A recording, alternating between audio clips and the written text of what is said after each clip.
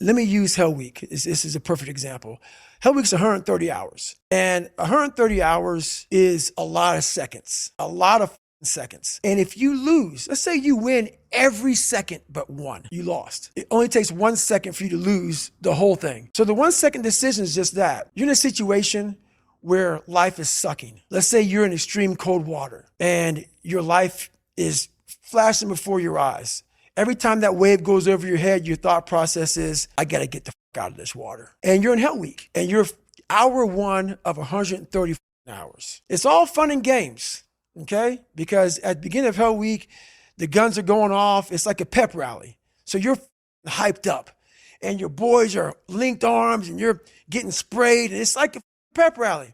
The instructors are yelling at you, bombs are going off, concussion grenades, blanks from N60s. Yeah, hoo-yah, yeah, motherfucker, yeah. But then what they do is they shut that shit off. They shut it off. All that hoo-yah, all that hype, it gets real quiet. And they march you out to that surf zone for something called surf torture. And it's that water, that Pacific Ocean is cold as shit. So no more pep rally. You're now in your head. You're linked arms with your brothers beside you. You don't know if they're going to be there long or not. You don't care. You think about yourself. You lay back and that first wave hits you. Your mind goes straight from hour 2 all the way to hour 130. You can't process 5 days of this.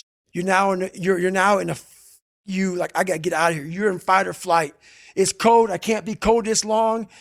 And then this is where that 1 second decision comes in. You forgot every reason why you wanted to be there. You don't care about SEALs. You don't care about any of this shit. You don't care about fighting for your country. You don't care about that gaudy gold trident that they put on your chest. You don't care about any of that no more. All you want to do is go back home.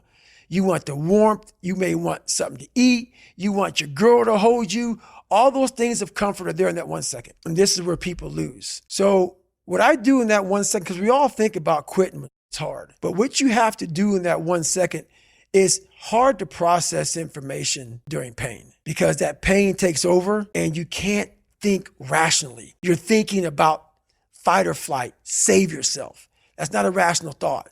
It's not a thought that's going to get you through hard times. Most people fail that 1 second. So what happens, what I do in that 1 second, and there's a bigger process to all this, but in that 1 second, I physically stayed in that water because if I get out of the water, I quit.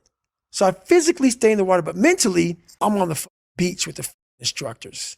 And the instructors, it's cold outside, so they got these parkas on. They got their cup of Joe, and they're warm because they've already been through it. So now it's your turn to go through it. So mentally, I get back with them. I'm still in the water physically, but mentally, I'm back with them. I'm chilling. I got my parka on, and now I'm thinking logically because I'm warm now.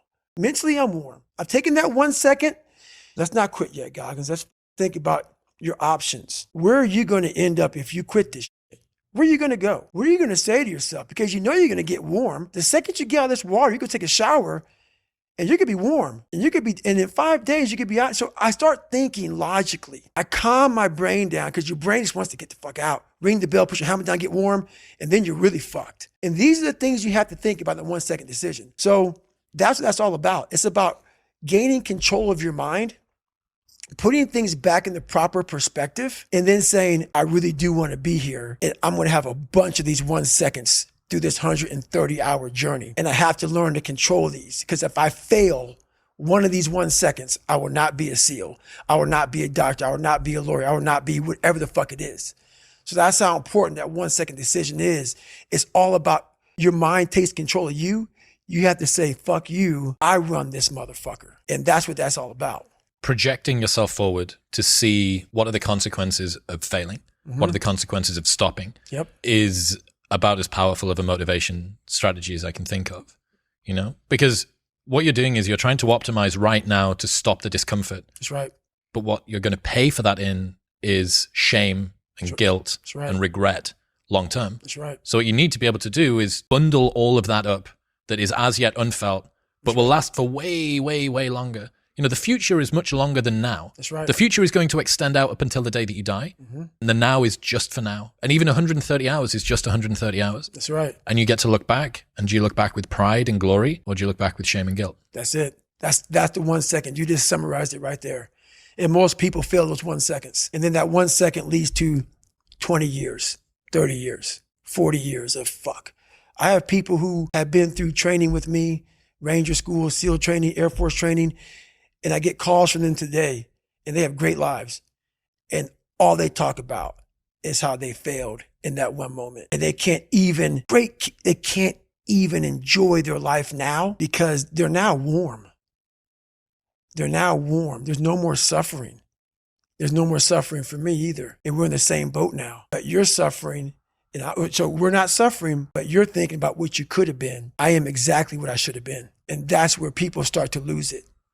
Because now I realize that in that 1 second. I go through all that. I know how it's going to feel because I failed so many times before. Failure is the ultimate thing, man. I failed so many times before. And that's why I don't look at failure anymore as failure. I look at it as my first, second, and third attempt. So that's what that's all about.